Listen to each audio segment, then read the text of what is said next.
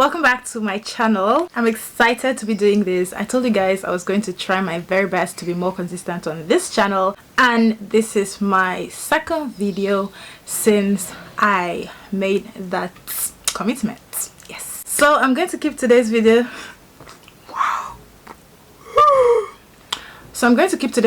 very simple. I'm going to be talking about how I transformed my body from this to this, aka how I achieved my dream body after years and years and years of desiring to cut a long story short, the summary of this video is that I started going to the gym. Yes, that's the summary, but I'm going to give you guys all of the details that really helped me to go from this body here to this body here. And I'm not going to say that it was easy. To be quite frank, it was, the only thing that made it easy was that I really wanted to transform my body. So if it's about going to the gym is something that requires an extreme amount of discipline and commitment and consistency before you actually see results, especially if you're not trying to cut corners. So without further ado, if you're new to this channel and you don't know who I am, I'm Eve Ogban, and I already have a hair channel here on YouTube. That's the first thing you're going to see once you swipe up on this channel. So I have a hair channel on YouTube where I post about hair. I'm more popular on there, and this is my natural hair. This one here is my second channel, and I made this channel actually for lifestyle. That's to show you guys my daily living, my fitness was like the number 2 goal after lifestyle, why I made this channel. So I'm going to be talking a lot about fitness here, and I'm going to be walking you guys through everything you need to know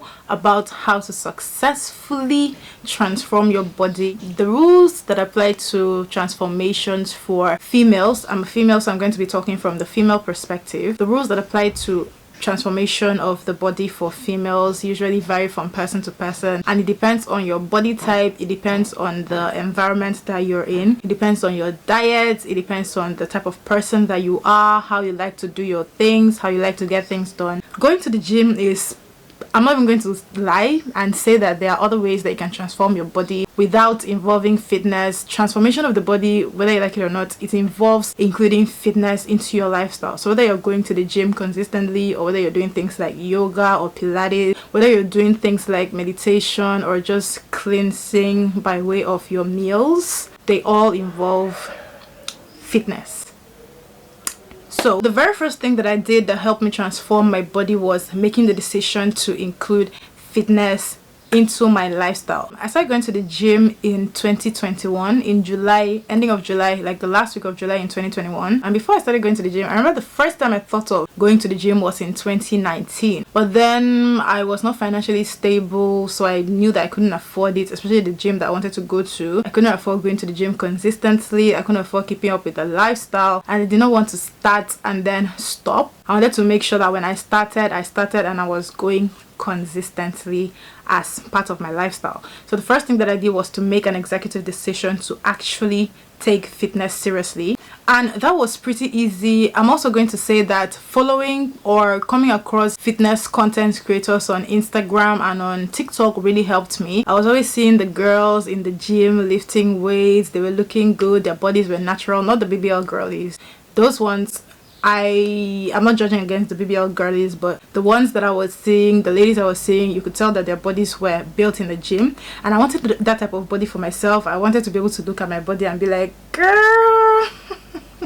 And anybody that knows me, anybody that sees me in the gym now, my people that started working out with me, or the people that saw me when I started going to the gym up until now, when they see me in the gym and they see me admiring myself, they're like, yes, you earned it. So if it's in terms of have I finally gotten the body that I desired, yes, we're still a work in progress, but 90% yes, my body is so much better now compared to when I wasn't working out. So that was the first thing. The second thing that I did was I found a gym. Now in Lagos, Nigeria, we only have so many gym enterprises, and the most popular of those enterprises is iFitness. So when I wanted to start working out, I saw iFitness. I was like, this looks like a nice standard gym. I would like to start working out here. So what I did was I walked into the facility one day and I made inquiries about what is required to start working out here or to become a member. It's a club, they call it a club. So I found out what I needed to do to get started, and once I was able to afford it, I got started without hesitation, and it's one of the best decisions I have made for myself in my adult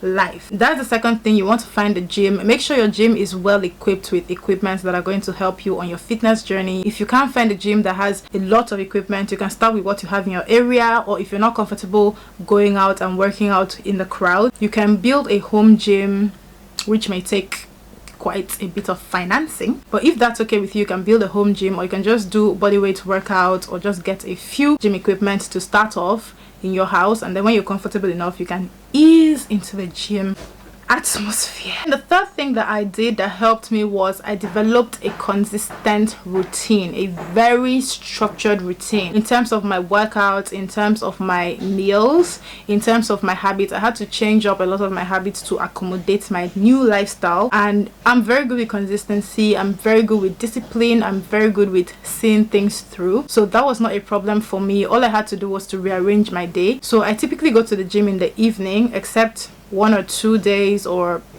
a couple of times where I have to go in the morning, but I'm an evening girl. I prefer working out in the evening because once I'm done with my whole day, I go to the gym and then I come back and then I prepare to sleep. So I feel like going to the gym in the evening helps my sleep. When I go to the gym in the morning, I tend to feel really sleepy throughout the day, and that does not work for me. So I've tried going in the morning and that didn't work, so what I did was I just started going in the evening, and that works perfectly for me. So I was able to develop a very structured routine, and I also worked with a trainer. So working with a trainer also helped me because I was new to the gym atmosphere. I wasn't familiar with working out before, and I didn't want to struggle with figuring out equipment on my own. This is for me personally. I didn't want to struggle with figuring out equipment on my own and going through the motions, working out the gym by myself, since I was a newbie. And so I didn't mind working with a trainer, which I did. So I worked with a trainer for about 5 months. I worked with a trainer from the end of July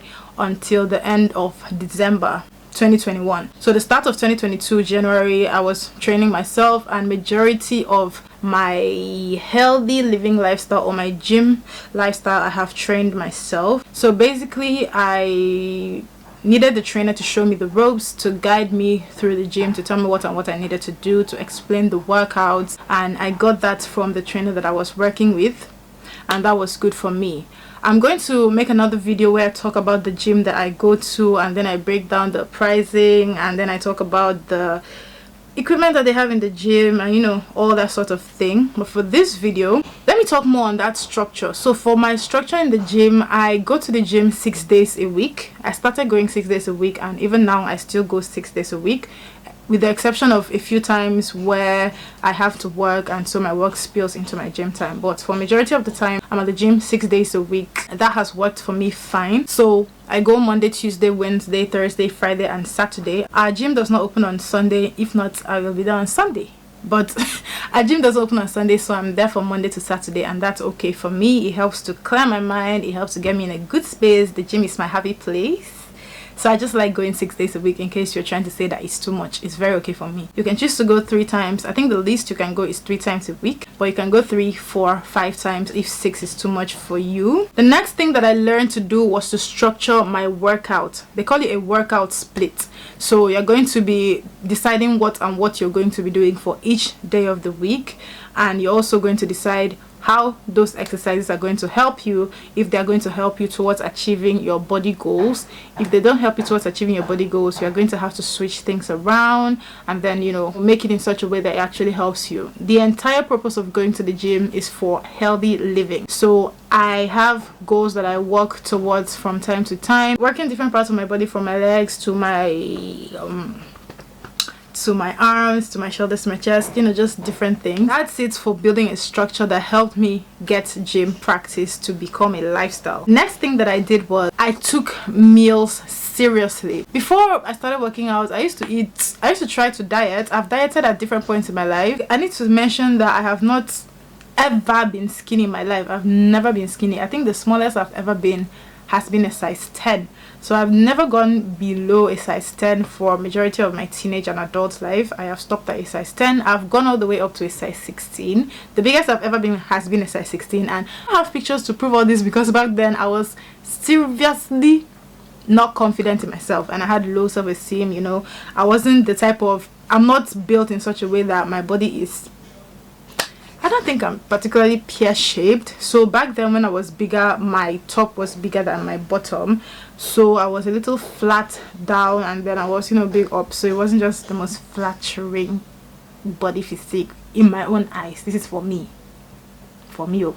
So I didn't used to take pictures. I think most of the pictures that I had were selfies. I didn't usually take full pictures, and that's actually crazy because when I look back at the few full pictures that I have, I'm not even shaped that bad. Like, I wasn't even that bad to even start with. But you know, when you live in an African household and people always comment on your weight every time they see you, either they're telling you, you've added weight, or they're telling you, you're losing weight, or it just messed with me a lot. So I was always dieting at one point or the other. So I was familiar with a few of the things I could eat to be healthier compared to junk food. So I was already aware that I needed to stick with more proteins if I was trying to build muscle and lose body fat. I also was aware that I had to eat less if I was trying to lose weight in general, and then I was also aware that I had to eat more. Basically, I was aware of a calorie deficit and a calorie surplus. That really helped me. So I started to take my meals seriously. I didn't particularly meal prep, and I did not cut out a lot of foods when I first started working out. I cut out the junk though, and I cut out the soda, I cut out sugar. I think for some time I cut out bread, but otherwise I was eating most of the things that I was eating before. What I did was, instead of just eating recklessly, I was reducing the portions. I was also reducing my plate sizes so that my mind could be rewired towards believing that the smaller the plate, that was okay for my body. So that's what I did. I also started to take a lot of fruits, and I started to take a lot of water because you just need it. You need it. Once you start working out, you realize that you need it. You cannot do without it. I mean, even if you want to take softs and processed foods, you still need clean food. So that's what I did regarding meal prep, and then followed fitness influencers and fitness experts on TikTok and on Instagram. When this video started, I said that I was seeing them across my Instagram, my social, and I followed them.